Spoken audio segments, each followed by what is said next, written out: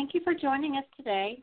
The Our Driving Concern Employer Traffic Safety Program is pleased to be able to offer this special webinar series, The Aftermath of a Fatality in the Workplace. This is an interview-style webinar, and we are hearing today from Carl Carlson, Safety Director with Becco Contractors. He will be interviewed by Lisa Robinson, Senior Program Manager with Our Driving Concern. Carl will share what a safety leader needs to be aware of directly following a fatality crash. This is part one of two of a series. A few things to note before we get started. Everyone should be muted, but just in case, would everyone please hit star 6 to make sure. Again, that's star 6. This will silence any background noise and ensure confidentiality for all attendees.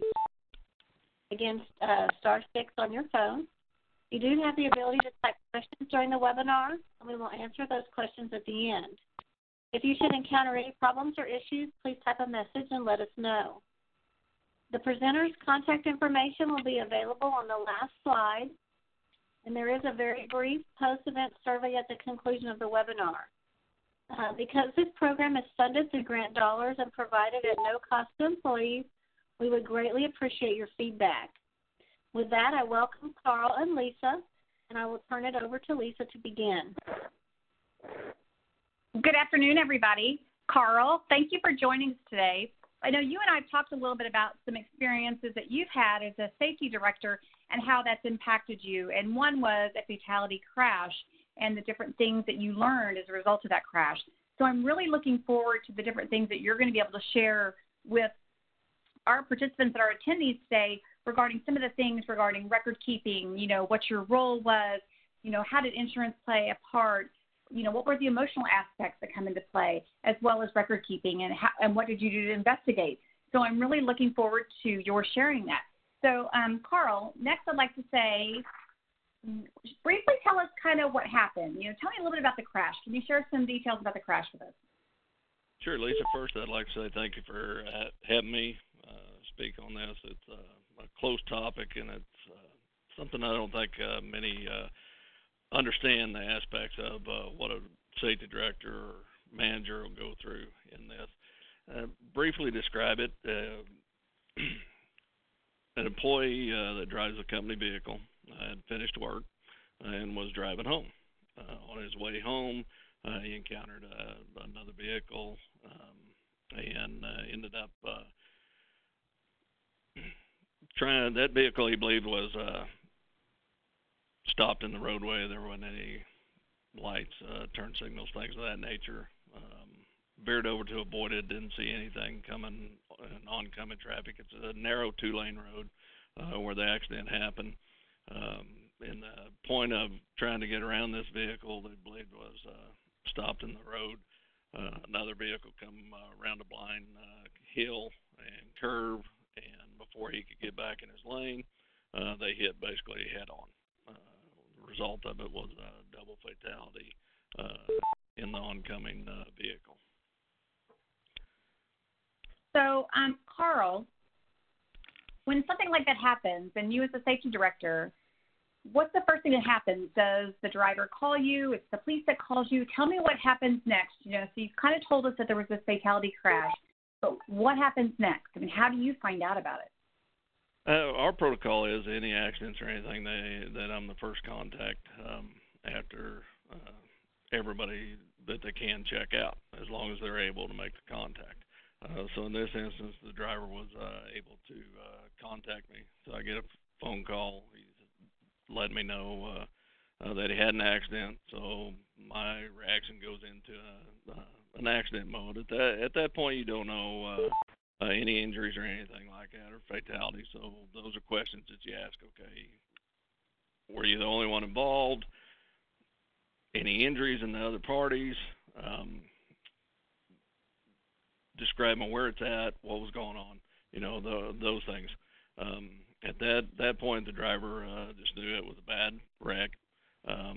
Didn't know there was any fatalities. He was actually been checked out in the ambulance. And so you kind of go into that mode. Okay, you got a bad accident. There's possible injuries. At that point, you don't know where. Normally, I would try to respond to the scene of the accident, so I collect my own information and investigation, start doing that at the scene. For this instance, the accident would have probably been about an hour and 30 minutes away from me, so I wasn't able to respond that evening to collect information. And knowing it's a two-lane road, even if I did try to respond, I more than likely wouldn't have been able to get up to the scene to do anything. So what was your first reaction? And what modes did you go through as soon as you get the phone call? Kind of tell me what was your first reaction? What was the first mode as the safety director? What do you, I know what you said about, trying to collect the data and the information, but, what was your first reaction as a safety director? Had you experienced anything like this as far as getting a phone call when there'd been a crash? I have experienced crash phone calls, so it was okay. We've got an accident, and with him not knowing but an ambulance being on the scene, okay, I've got potential injuries. So that's a little bit different than an accident with, no injuries, no ambulance there or anything like that. So it goes in, okay, all right, you injured, do you know anything?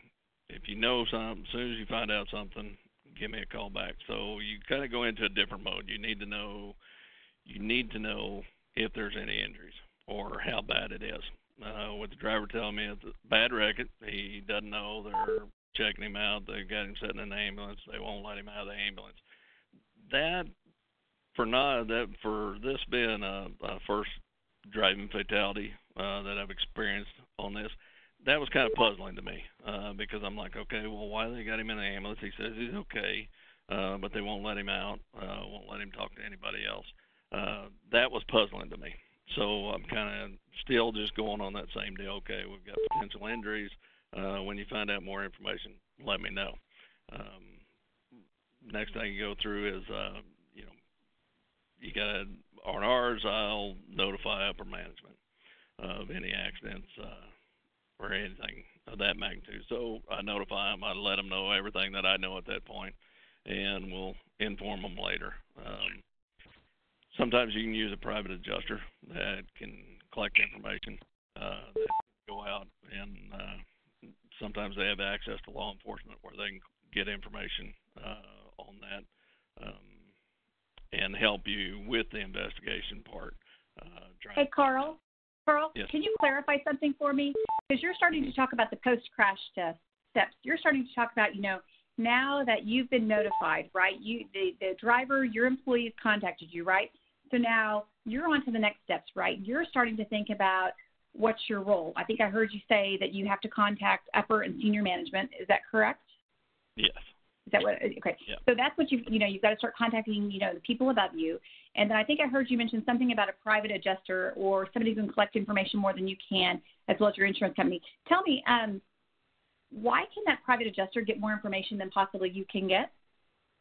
If you got a local private adjuster, they work different crashes for different insurance companies and things of that nature. And a lot of times they know local law enforcement or even the highway patrol, so they can be able to get information a little quicker than you would be able to with not dealing with those entities all the time. And were you able to get your information from the law enforcement very easily or very quickly as well to be able to piece things together? Kind of. We didn't actually really find out the information that it was a double fatality until the following morning, early the following morning was when I was notified of it being a fatality accident. So once you kind of, you've been notified, now you've gone into your post-crash steps, now you've started doing all these things that that you need to do to be able to notify. The next thing that I believe that you share with me is that you start really looking at the information. You're starting to gather data. Now you're starting, you understand now that it's a double fatality. So now you're starting to look at what am I going to need to collect, right? Is that, you start looking at what do you need to prepare and what do you need to have? Sure, you do. And on any accidents, driving accidents, crashes, anything, you're going to notify your insurance first and foremost. And this being in the evening time, you're going to notify them first thing next morning because you can't retain a you can't basically turn in a claim on an answering machine. So you need to be, first thing that they open up next morning, and you're able to, you need to be calling them, letting them know. Going through crashes in the past, I knew kind of what information that I was going to need to know. You know, you're going to need to know the driver's information, if you can, the other parties involved, any tidbits like that that you would normally have to have. Now, me personally, I just collect the driver's file and hang on to that. That'll give me access to anything on that. At the same time, you know, after I've collected that, so I can have that information, you know, going to collect the information on the vehicle. You want service records all the way back from where you got them. Best thing is to have them all the way back from the date of purchase, if possible. And, you know, make copies of that stuff because, you know, obviously you're going to need to forward that to the insurance company. Hey, Carl, do you collect it electronically? I mean, because that's a lot of records. If the vehicle's 5 or 10 years old, there may be a lot of records, and there may be a lot of records regarding your driver. Is it typically paper copies, or do you find you guys are scanning it to make sure that you've got an electronic copy so it's always accessible if you can't get to the office to look in the files? How have you guys done it? Ours are paper copies now. We are converting over to some electronic copies as far as service records. But as far as employee records, training, things like that, those are kept in paper files. So you want to collect those. You'll more than likely end up scanning those in and sending those to the insurance company for their needs. So I always just make copies, and whatever I've sent to the insurance company, I make a copy of it and put it in a file. Basically, I call it my crash file or my investigation file. So anything that I know I've sent, I know it's in the copied file, and I can go back and trace that with the emails that are sent. Would it be challenging if an employer was not keeping good records of whether the driver had training, education, the records for that particular vehicle? Would it be challenging for that company not to be able to provide that to either the insurance company or anyone else looking for that information? Very challenging, because that's some information that you should have on file, be able to get access to it, and have it. They're going to ask for it. And if you don't have it, you better be able to try to explain why you don't have it. So good record keeping is really pretty important as well. Very important. Very important. So tell me, is it important to go to the scene of the crash? Do you need to see the vehicle? What about when the vehicle's removed from the crash scene? Tell me some of those points, Carl. So going to the scene of the crash is really important. As far as me, I like to walk through the scene if at all possible. I want to see where it happened, try to put my mind into whatever time that at that point that I'm the driver in that accident. I want to visually walk through it and see it, look for different things, come from different directions, try to get a 360 view of it. You're gonna have to explain it a lot. You're gonna be asked many questions on it, and boots on the ground are always better than photos. I mean, you can have photos, and you need to have photos, but if you haven't walked those, then you're trying to figure out, okay, where's this photo taken? You know, how's that? And you don't really get a good 360 view of it. So having boots on the ground, being able to walk it, being able to drive it, seeing that, then when you have your photos, it's right there in your mind. So that's going to the scene, I think, is a hugely important part of any crash. So you got a full view of the whole area. The vehicle on a crash like this, they'll basically impound it. They'll put a hold on it until they'll pull a black box on it so they can run all the data on the black box. You're not going to be able to get the vehicle sometimes for a couple days. So once they release the vehicle, then you'll have it towed back to your yard or wherever you place it. But wherever you do place it, you make sure that it's off limits. Nobody touches it. Nobody's around it. Anything. You can't take anything out of that vehicle or anything until basically you pretty much have permission to. Okay. So tell me something. How does like blood alcohol testing and attorneys, I mean, because that's like the logical next step that you start thinking about. Tell me, how does that come into play when it comes to you and the employee? The employee on a fatality accident, the driver will be taken, in our area, they will be taken by the law enforcement, and basically what they do what's called a blood draw. So they'll have a kit, and they'll take them to the nearest hospital. They'll have a blood sample pulled. It'll be packaged up and sent to the law enforcement testing lab. And if you've got time after the crash is done and everybody's released, I like to always follow the 49 CFR DOT rules.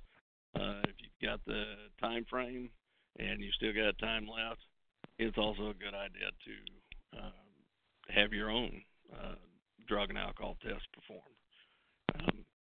In this situation, there wasn't enough time because the magnitude and when it happened and things like that. So I wasn't able to do that. But you always follow up with the driver. I mean, if it's a DUI situation and they're intoxicated, law enforcement's going to know it right there because they're pulling, breathalyzer and samples there, and they're going to pretty much be locked up. So you're going to know that. As far as any drugs or anything else in the system, you're not going to know.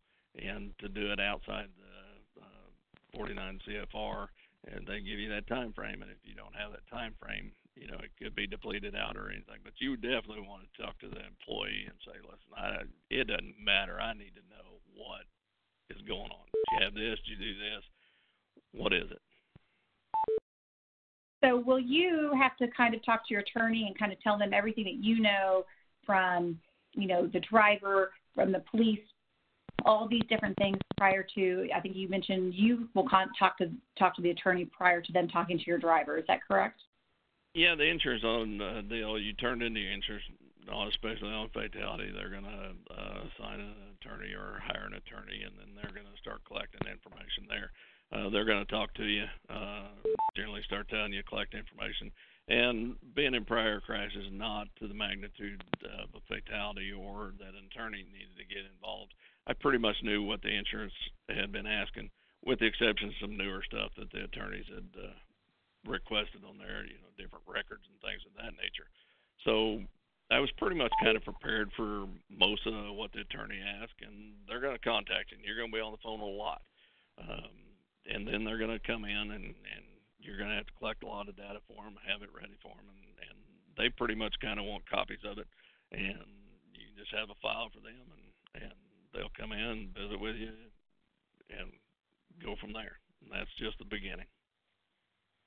So you mentioned insurance a second ago. So tell me something. Tell me the difference, like when you're dealing with an insurance company, because I think I heard you say that the insurance company, they're the ones who contacted the attorney. They're the ones who hired the attorney. They're the ones who got the attorney involved. So tell me, how does insurance play a big role? Because I know, companies are insured, right? Everyone's got, insurance for the companies to protect them. So what's your role with the insurance company when it comes to working regarding the crash, and how that differs if it's a fatality versus just, maybe a minor injury or just a mental crash? Tell me the difference. Difference on just a regular crash of vehicles. Two vehicles crashed and maybe minor injuries or something of that nature. You're going to get them information on it, police reports, things of that nature, and get it to them, and then they take it and handle it from there. With a fatality case, they're going to basically do the same thing. However, attorneys are collecting information as well and reporting back to the insurance company. And it's an intimate relationship. You're going to have an intimate relationship with your insurance company and the attorneys involved. Could this fatality crash impact your company as a result of getting insurance later, or your rates or things like that? Can you tell me about that? Can it have future impacts? Sure. You always have potential of future impacts with the insurance, either being dropped or not renewed, or, higher premium rates. All those go into effect especially on with any claims that you would turn in, obviously, but with a fatality claim, it's even higher on the list. So it would be concerning as an employer or even as a safety director, how your insurance is impacted as a result of this crash, correct? Yes, ma'am. Okay. Very much so. So tell me about criminal and civil, because, we kind of sometimes forget about criminal and civil because typically a lot of times it's just a crash and it may not have a lot of, citations or things tied to it. So tell me, when it comes to really a fatality, what went through your mind and what did you learn about civil and criminal as a result? Civil side and criminal side are two separate actions. Never until this, I had never dealt with a criminal side. Most of the time, you'll have the civil side, which is just a civil suit, and they're suing the company as well as the driver. With a fatality, there could be criminal charges that come down, and those are generally on the driver. And now, what most everybody doesn't understand is insurance will cover civil side, but they don't cover criminal side. It doesn't matter whether it's on your personal insurance, whether it's on your company insurance, whatever. There is no criminal. They generally don't fund for any criminal defense or anything of that nature. So if there are criminal charges brought on the driver, they basically have to come up with their own criminal defense and hiring of attorneys. Do you think employees understand? Do you think, I'm going to tell you two questions here. Do you think companies educate their employees or their drivers to know, based on their actions, that there could be criminal outcomes or consequences?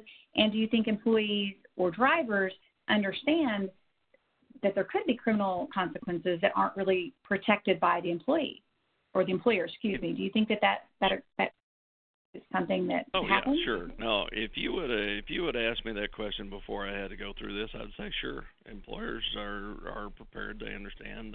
They know. After this, you try to prepare it, but you don't. Without going through it, you don't understand the differences. So, and I can promise you, employees don't understand the differences. And explaining that to them is great, but you also can't do it during a ongoing investigation. Right. Well, I find that talking to employers that it seems like a lot of employees just think because they drive for XYZ company that if something were to happen, XYZ company is going to protect them. And if it's something that is citable, they may not be protected and the company may not.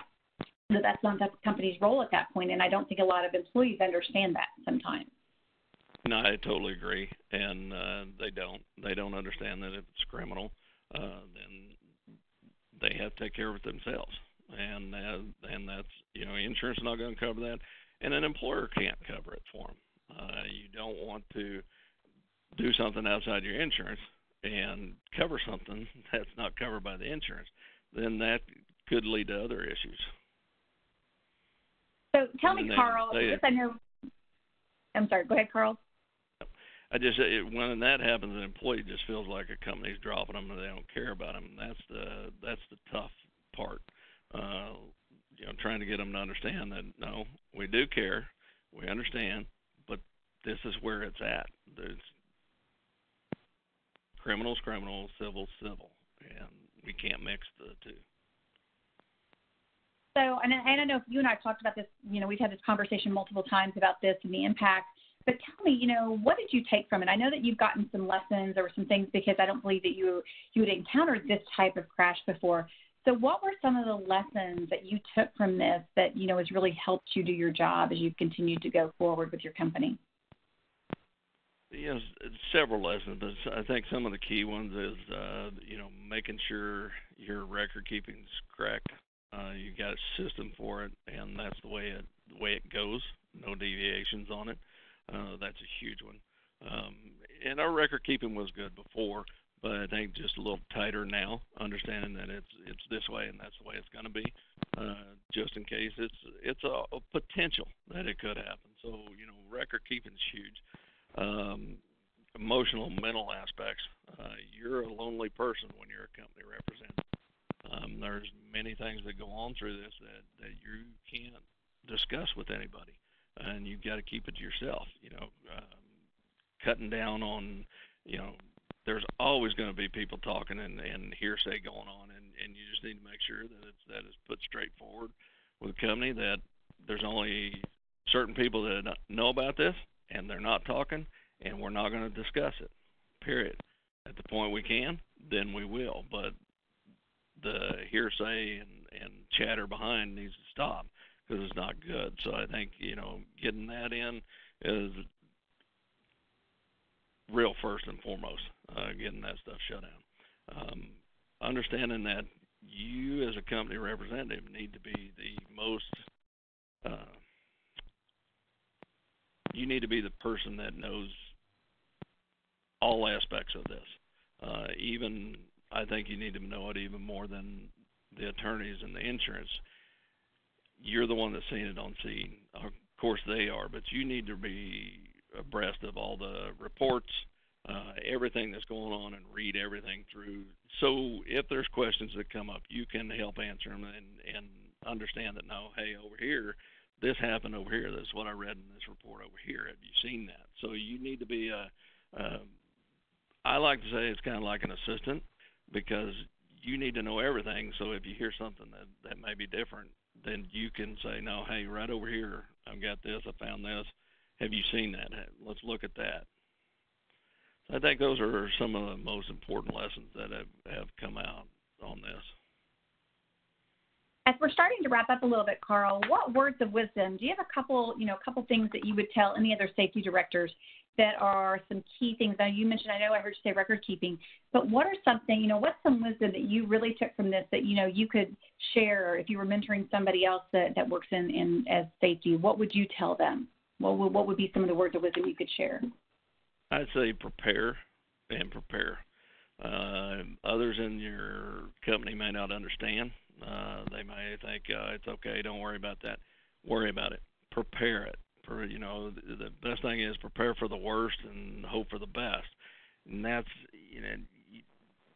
you just want to prepare and get everything down. That's probably the best words of wisdom I can say, is prepare and ask questions, collect everything, get your information you need and dive down to it.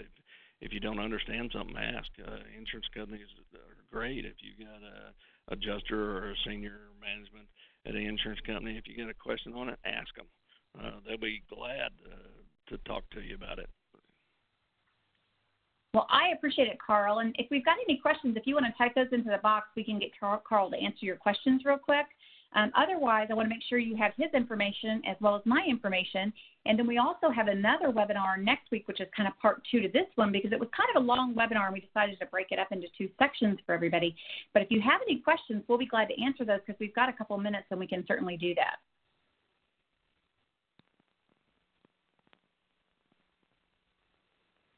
Deanne, do you have anything else that you want to add? We do have a question.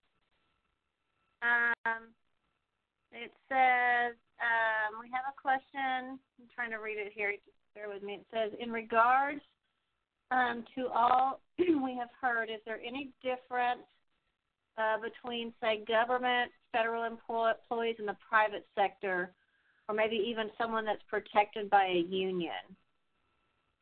So any insight to that?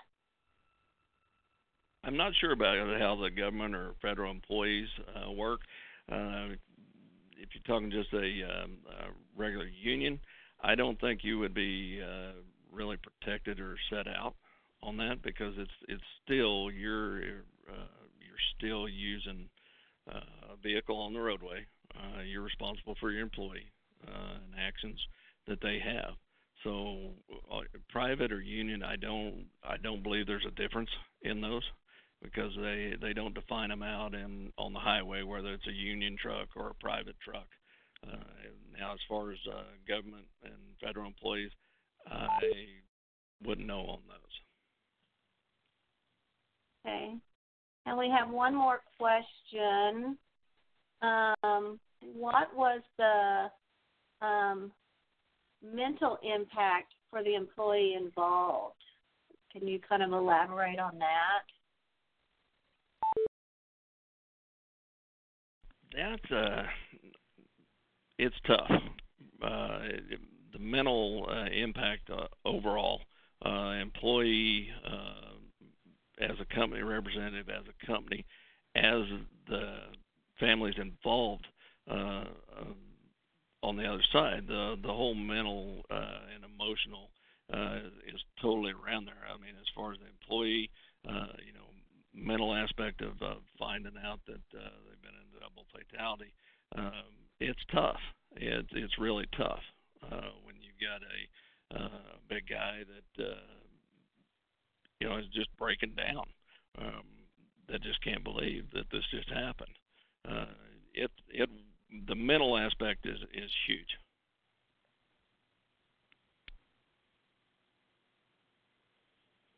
All right. Well, thank you very much.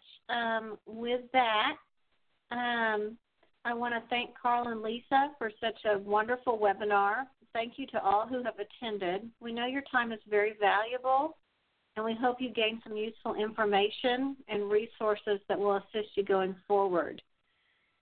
Remember to please join us next Thursday, February 14th at 2 p.m. for part 2 of this series as we continue to discuss the impacts of a fatality in the workplace, which will include preparing for the legal events and liability exposures. And you can register on our websites. Lastly, if you would take a quick moment, fill out the post-webinar survey. We would be greatly appreciated. This webinar will be available on our website in about a week. Again, we try to bring helpful information in a quick and easy format that you can take back to your organization and start using immediately. And with that, again, we thank you and have a great rest of your day.